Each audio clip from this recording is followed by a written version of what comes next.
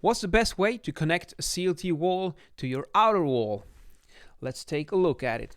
Here's the case. Let's say you have a load-bearing wall in cross-laminated timber, like so. Now, these walls are usually made with another kind of wall that is free from that one, like so, and then you have your frame like that, and probably an air gap and some mineral wool in the cavity.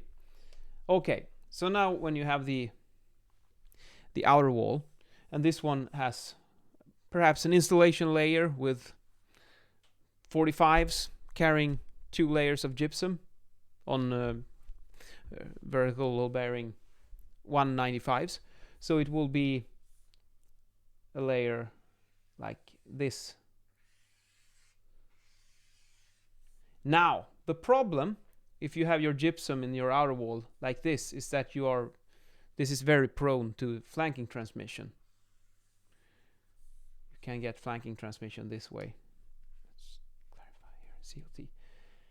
So another way that you could perhaps do this is if you would instead, let's just continue to the right on this one.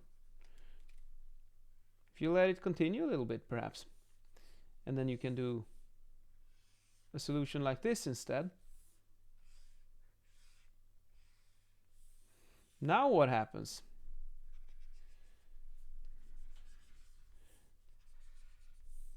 Now it's going to be much more difficult for flanking transmission to occur, because now we cut that path,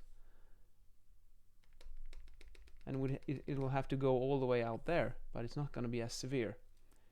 Perhaps you could, for sure, maybe you could make a slice in the gypsum here, or better yet, you could perhaps put a slice here. Maybe that could be an alternative as well to mitigate, but this one's likely even better. So the principle is like this. If you cut, you should be careful when you have continuous elements. It's in previous videos I've talked about CLT elements, how you should be very careful to not have continuous CLT between apartments like this. That's a dangerous prospect, both in horizontal and vertical direction, so you should slice them. But you also have to be careful if you have gypsum. If your sound requirements are high, should never have continuous gypsum plates either. So you should slice them and separate them, like so. So that would mean, in this case, let's put a big yes on this one and a big no on that one.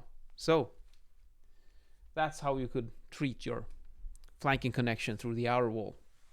And in today's video, I'm wearing a gray jacket, an orange pocket square, which gives great contrast, but you could keep it quite low down in the pocket, so it's just a little splash of color.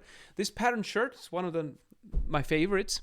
It's very hard to pair this one with a tie, but it works great without one.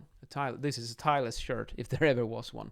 And then I have beige pants, dark brown with the stitching that picks up the belt. The belt picks up the pants, and then of course also the socks, which have similar colors with that goes all the way through the outfit, and a metal watch and the metal thing on the belt, so it all ties together. See ya.